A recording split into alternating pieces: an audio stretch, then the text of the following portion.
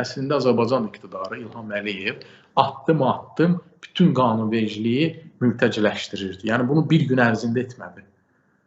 Bunu son bu 20 il ki İlham Əliyev hakimiyyətdədir, addım-addım 7 ildən bir, 3 ildən bir bu tipli yəni addımlar atırdı. Yəni qanunları dəyişirdi, konstitusiyanı dəyişirdi, dəyişikliklər edirdi istənilən qanuna. Bu qanunlarda onlardan birisi daha əvvəl QHT-lərlə bağlı qanunvericidə ciddi dəyişikliklər etdilər. Sonra media ilə bağlı, onlar da orada qeyd olunmuşdu da sənəddə, partiyalarla bağlı qanunları qəbul etdilər. İrəlidə hətta, yəni bilmirəm, indi hansı sahə qalıbdır, daha yeni qanunlar gələ bilər.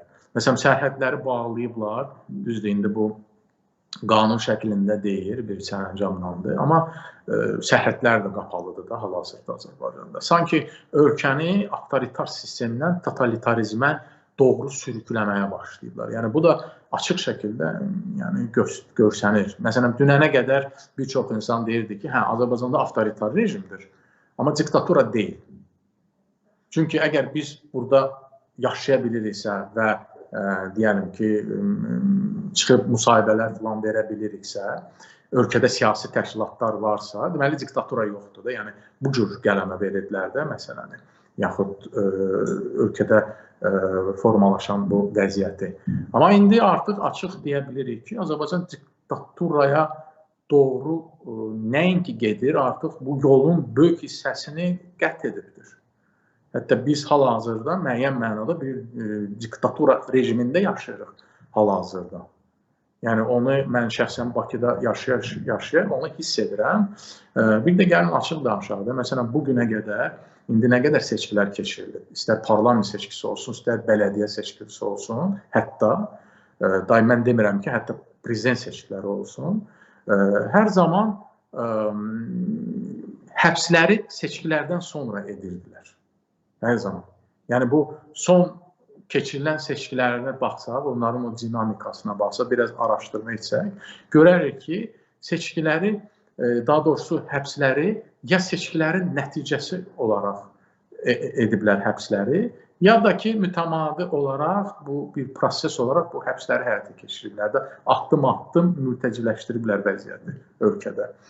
Amma indi görürsünüz, vəziyyət artıq o yerə gəlib çıxıb ki, seçkilərdən əvvəl, məsələn, ayın 7-sində təyin etdi seçkiləri İlham Əliyev, ondan 1 ay əvvəl, ondan 2 ay əvvəl, ondan 10 gün əvvəl həbslər oldu Azərbaycanda.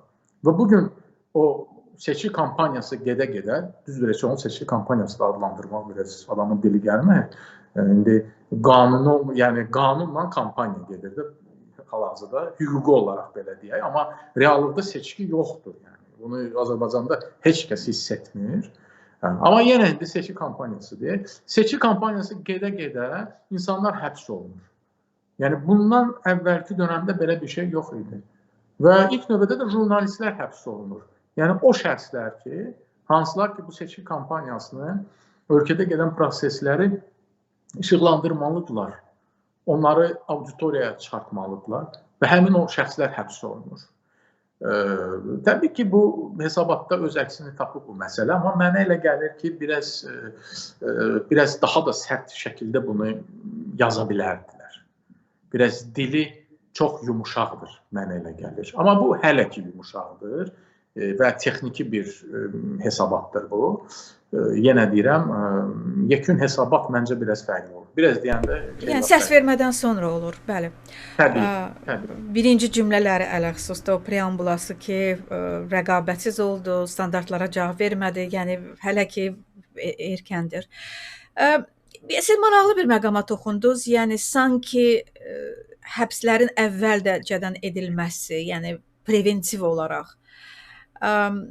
Yəni bu o deməkdirmi ki, hakimiyyət məxsusi olaraq bu seçki ilə bağlı daha çox narahatdır? Yox, bilirsiniz, mən bunu seçkiyə bağlamazdım. Mən belə deyərdim.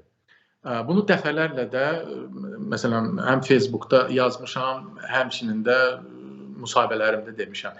Mən bu həbsləri seçkiyə bağlamazdım. Həbslər, seçki, Qərblə münasibətlərin pisləşməsi, Rusiya doğru bu inteqrativ proseslər, Azərbaycanla Rusiyanın münasibətlərinin daha da yaxın belə də bir inteqrasiya halına alması. Bunlar hamısı bir prosesin tərkib hissələridir. Yəni həbs seçkiyə görə deyil, yaxud seçki də həbsə görə deyil. Mən hesab edirəm ki, İlham Əliyev, yəni Azərbaycan iqtidarı artıq öz geopolitik seçimini edibdir. Məsələn, bugünə qədər nə deyirlər? Deyirlər ki, Azərbaycan xarici siyasətində bir balans saxlanılır. Qərblə Rusiya arasında balans saxlanılır. Mənə görə düzdür, bu balans var idi.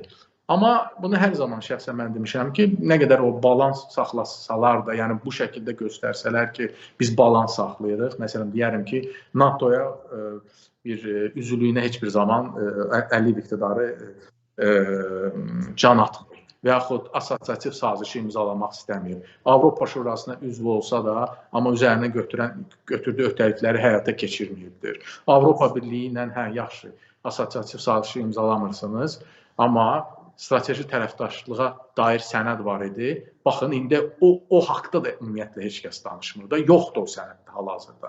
Amma vaxtilə deyirlər ki, bunun müzakirəsini aparıq və s. Və yaxud Real Partiyası danışır da. Natiq Cəfərli deyir ki, 90-95% razılaşmışıq. Yox, elə bir şey yoxdur, yalandır o. Və yaxud Ümumdünya Ticarət Təşkilatına üzv olmur, baxmayaraq ki, bugünə qədər onlarla görüş keçiriblər, nə qədər pul xərclənib bu görüşlərə və s. və l-axıra, nə qədər bəyanatlar, yalanlar, manipulyasiyalar, bir atdığımındayıq, nə bilim, 90%-ni razılaşdırmışıq və s. və l-axıra. Bütün bunlara baxmayaraq, bunların heç birinə inteqrasiyanı biz görmədik. Amma digər tərəfdən də Putinin, məsələn, o geopolitik və yaxud regional siyasi və iqtisadi institutları yaratdığı o təşkilatlar ki var, KTMT-dir, Avrasiya İqtisadi İttifaqıdır, Gömrük Birliyidir, onun da üzvü olmayıblardı, elə deyil. Amma bütün bunlara baxmayaraq, yenə də ki, bir köynək hər zaman Rusiyaya yaxın olub Azərbaycan iqtidarı. Çünki o partnomenklaturadan, SSR partnomenklaturadan çıxan bir elitadır bu. Hələ də Azərbaycanı, hələ SSR dönəmində idarə edən şəxslər idarədir, aşağı yuxarı. Amma indi hal-hazırda Qərblə o Qərb vektoru tamamilə qırılmaqdadır. Yəni o qırılma nöqtəsinə biz gəlib demək olar ki, çatmışıq və geopolitik olaraq qərarını veribdir. Və bu qərarını da əslində o istəyibdir deyə belə verməyibdir. Mən belə düşünürəm. Yəni, düzdür, yenə deyirəm, Rusiya daha bir köynək yaxın olubdur. Sadəcə Azərbaycan iqtidarı ilk növbədə İlham Əliyev hal-hazırda mənə görə çıxılmaz vəziyyətdədir. Onun başqa variantı yoxdur. Çünki istər 44 günlük müharibə olsun, istər antiterror əməliyyatları olsun, bunların hamısının bir bədəli var idi da. O borcu ödəmək məcburiyyətindədirlər hal-hazırda. Rusiyanın susqundurması, onların və bir də yəni 2020 və 10 noyabr imzalanan bəyanat var da. Halbuki baxın, diqqət edin, həmin bəyanatda nə yazılıb? Bəyanatda yazılmışdı ki, Rusiya həm Azərbaycan qərb bölgələri ilə Naxçıvanı birləşdirən kommunikasiya nəzarət edəcək. Və İlham Əliyev axırıncı müsahibəsində deyir ki, Ruslar gəlib ona nəzarət etməlidir. Elə dedi də. Amma digər tərəfdən də gəlin açıq danışaq. Həmin o sənəddə, bəyanatda Rusların Laçın dəhlizinə nəzarət etməsi məsələsi də yazılıb da. İndi sabah Ruslar deyərəm ki, Paşinyanı devirdilər. Yenidən Ermənistanı öz forpostuna çevirdilər, satelitinə çevirdilər. Sarkisyan və yaxud Kaçaryan kimi birisini gəlib Paşinyanın yerinə otuzdurdular. Və sabah yenə deyəcəklər ki, ay İlham Əliyev, ay Azərbaycan iqtidarı, sən özün deyirdin ki, 2020 10 noyabr bəyanatı var. O bəyanatda da yazılıb ki, Qarabağda Rus əskəri olmalıdır və Laçın dəhlizi Rusiyanın nəzarətində olmalıdır. Özün demişsən də, elə deyil. Halbuki bizim milli maraqlarımız onu tələb edir ki, biz bir tərəfdən Rusiyanın Ermənistandan çıxmasını hansısa bir formada təmin edək. Düzdür, biz onu təmin etməyimiz biraz çətindir. Amma heç olmasa bu prosesə biz maneçilik törətməməliyik. Çünki bizim marağımızda odur ki, Ermənistan Rusiyadan qopsun.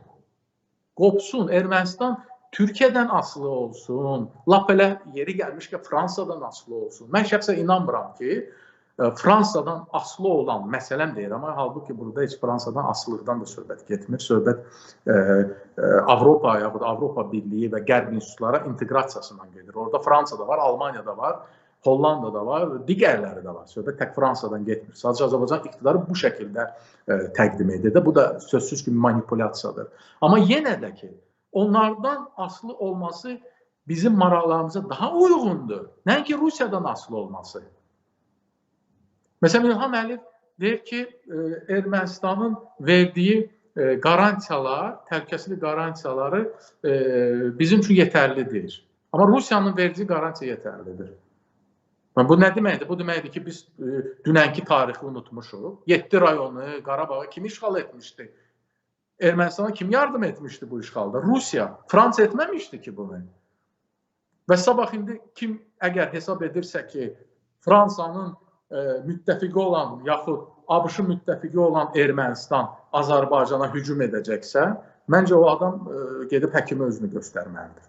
Açığını sizə deyim. Yəni, bu yanlış bir fikirdir də öz-özlüyündə. Amma Rusiyanın müttəfiqi olan Ermənistan sabah, necə ki İlham Əliyev istinad edir 2020 10 noyabr bəyanatına, eyni şəkildə həmin bəyanata istinad edib deyəcək ki, ermənilər Qarabağda olmalıdır, onlara bir status verilməlidir, o cümlədən də Laçın dəhlizinə Rusiya nəzarət etməlidir. Yəni çıxılmaz vəziyyətdədirlər, Sevinç xanım. Sözümü bu cümləndə deyiləm sonra.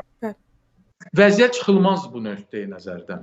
Əslində onlar istəyərdilər ki, bir 100 ildə Azərbaycanı bu şəkildə idarə etsinlər ki, Amerika Qərblə də yaxşı münasibətləri var, Rusiya ilə də yaxşı münasibətləri var, bu şəkildə. Amma Ukrayna müharibəsi situasiyanı dəyişdi və artıq bunlar bu şəkildə idarə edə bilmirlər və çıxılmaz vəziyyətdə olduqlarına görə Rusiyaya meylənmək məcburiyyətindədirlər. Və hal-hazırda da Rusiyanın o forpostuna Ermənistanın əvəzinə Azərbaycan çevrilməkdədir. Gedən proses budur hal-hazırda. Azər bəy, bugün doğrudan da bizim qurucu babanın, atanın doğum günüdür, 140 illiyidir və nə yazılar ki, dövlət səviyyəsində bugün də qeyd olunmur və belə deyək də, bugün də düşmənləri çoxdur Rəsulzadənin. Bilmirəm, bunda bir uyğunluq, məntiqlik varmı, yoxsa yoxmu? Amma bəlkə doğrudan da eyni qüvvələr hakimiyyətdə olduqca əlbəttə ki, Rəsulzadə və onun dəyərləri qəbul olunmayacaq, onlara düşmən kimi baxılacaq. Bu illər ərzində nə ittihamlar səslənmədi Rəsulzadə ilə bağlı? Mən istəyir o, nə bilim, Sovet dönəmində olsun, Süleyman Rüstəmin yazdığı şeir, layka ilə bağlı, sən hürürsən, nə bilim, yəni davam edir. Bugün mən görürəm ki, Mariya Zaxarova orada mətbuat konferansına deyir ki, bəli, bu araşdırılmalıdır ki, ümumiyyətlə onun Adolf Hitlerlə münasibətləri nə olub. Bilirsiniz, o Paşinyan birinci dəfə deyəndə bunu bir neçə il əvvəl ki, bəs faşistlərlə güya əməkdaşlıq eləyib.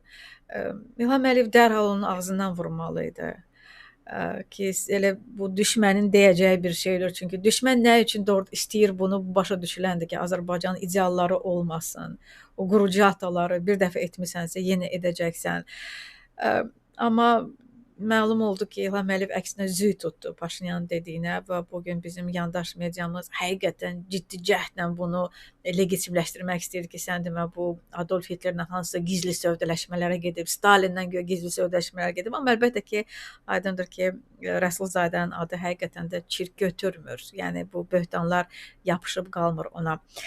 Bilmirəm, sizin fikirləriniz, siz nə zaman sizcə Rəsulzadənin siz Azərbaycanda o abidələrinin ürəklərimizdə yox, həm də meydanlarımızda, küçələrimizdə görürsünüz. Nədən asılıdır o? Nə vaxt olacaq o?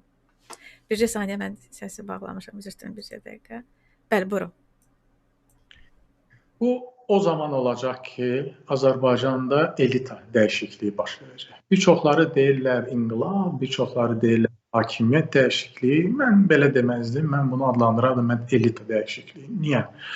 Çünki Azərbaycan müstəqil olsa da, SSR dağılsa da, SSR-nin tərkibindən çıxsa da, Azərbaycanda elita bugünə qədər dəyişməyibdir. Bizi kimlər SSR dönəmində idarə edirdisə, bugün də aşağı yuxarı eyni adamlar idarə edir. Milli Məclisdə də o da adamlar oturub, özləri də olmasa onların bir çox halda uşaqları, nəvələri oturub. Dövlət komitələrində də özləri də olmasalar, nəvələri oturub. Yaxud Yazıçılar İttifaqı, Bəstəkarlar İttifaqı, Rəssamlar İttifaqı və digərlərində. Hamısı o SSR-dən olan adamlar da heç biri dəyişməyibdir. Bax, bu elita dəyişəndə Azərbaycanda o açıq institutlar, demokratik institutlar formalaşmağa başlayanda təbii ki, Rəsulzadənin də abidələri olacaq. Sözsüz ki, onun adına küçələr də, prospektlər də, hətta Azərbaycan manatının üzərində də həm Rəsulzadə və tək Rəsulzadə də yox, o tək olmayıb yəni.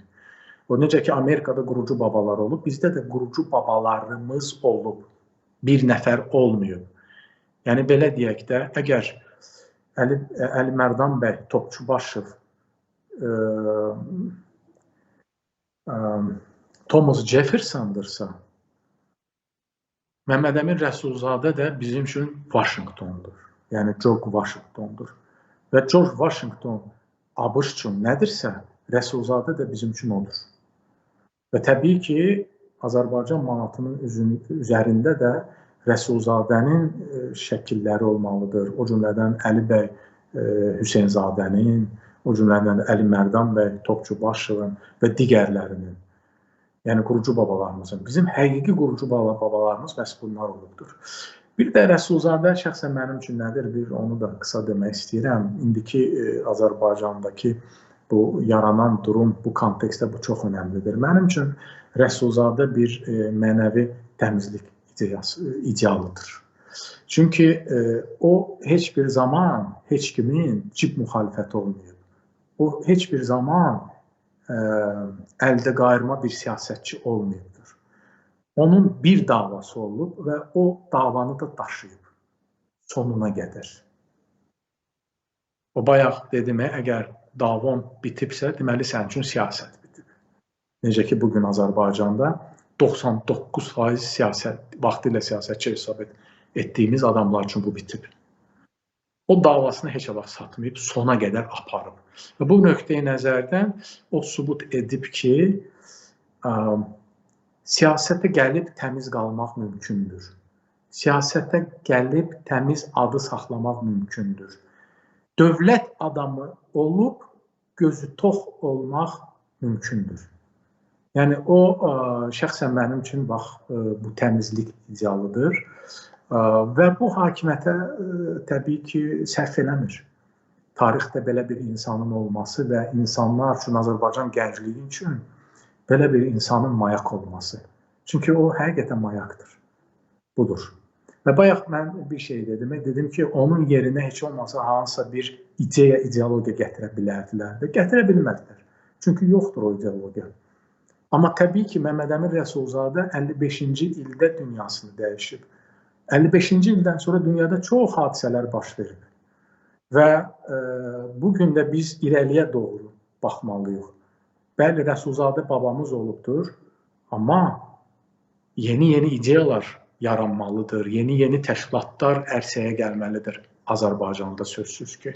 Və bu nöqteyi nəzərdən də Rəsulzadənin çox önəmi var. Çünki bir tərəfdən o elə bir ideyalar və elə bir dəyərlərin daşıyıcısı olub ki, onlar çağdaşdırlar. Və onun fikrində o tək-tük siyasətçilərdəndir ki, Azərbaycan, yəni son 100 ilin, hansının fikirlərində siz bir dənə səhv tapa bilməzsiniz. O heç vaxt, məsələn, hətta 1918-də, 1920-də biz erməni daşnaqlarına qarşı Qarabağda yeni müharibə aparırdıq. Yəni 11-ci Qızıl Ordu Azərbaycanı işğal etdiyi dönəmdə Azərbaycan ordusunun bir hissəsi də Qarabağda ermənilərdən, yəni o daşnaqlardan torpaqlarımızı təmizləyirdi. Yəni o problem o zaman da var idi, elə deyil. Amma siz Məmməd Əmin Rəsulzadənin dilindən heç bir zaman eşitməzsiniz ki, bizim millət başqa bir millətdən üstündür. Yəni bu irqçiliyi, bu etnikçiliyi ondan eşidə bilməzsiniz. O yoxdur sadəcə. Və yaxud heç vaxt eşidə görməzsiniz ki, hansısa bir məqaləsində yazısında yoxdur ki, məsələn, deyəlim ki, ermənilər dünyanın ən pis millətidirlər, iti qovan kimi onları biz qovuduq filan. O sözü eşidə bilməzsiniz. Yoxdur onun fikrində belə, leksikonunda belə şeylər yoxdur. Çünki o müasir düşünən bir şəxs idi və bu nöqteyi nəzərdən onun ideyaları da hətta müasirliyə və çağdaşlığa açıqdır. Və o ideyalar da demir ki, yox, sən gəlib buna zid nəsə söyləyə bilmərsən. Söyləyə bilərsən, yeni də nəsə gətirə bilərsən, yeni paradigmalar da gətirə bilərsən. Bir fərqlilik də ola bilər. Çünki həyat dayanmır, həyat davam edir, elə deyil. Yeni rəsulzadələrə də açıldı da Azərbaycan tarixi. Amma bu rəsulzadələr o birinci rəsulzadədən daha aşağıda ola bilməzlər. Çünki daha aşağıda olacaqlarsa tarixə heç nə qazandıra bilməyəcəklər. Yəni rəsulzadənin bu nöqteyi nəzərdən önəmi böyükdür və yenə bir daha demək istəyirəm, bir çox hallar var ki, Rəsulzadə kimi insanları, obrazları sadəcə uydururlar, hekayəsini çıxardırlar. Bizə hekayə yaratmağa ehtiyac yoxdur.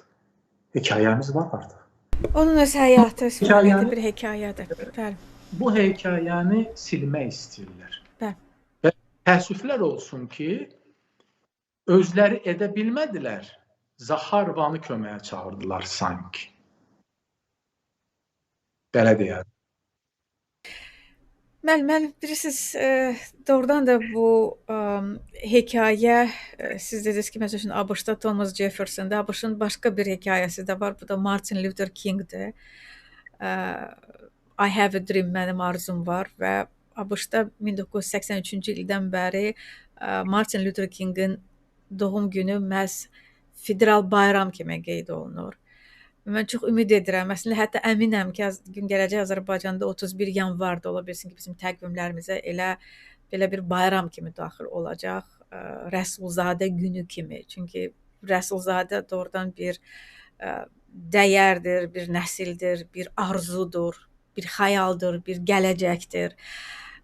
Və ona görə bunlar illər çəkir. Yəni heç kəs təəccüblənməsin ki, bir abidəsi belə yoxdur. Bu mübarizə illər çəkir. Rəsulzadənin davası bu gün də gedir. Və bu özdə bir simvolikdir, rəmzi məna daşıyır. Buna görə Rəsulzadə günümüz mübarək Azərbaycan. Mən həqiqətən həzz aldım bugünkü söhbətdən. Hər gün danışılmayan mövzulardır. Hər şey gözəl olacaq. Hər şey çox yaxşı olacaq. İnşallah. Minnətdaram. Azər bəy Qasımlı idi. Çox sağ olun. Sağ olun, görüşmək üzrə. Sağ olun.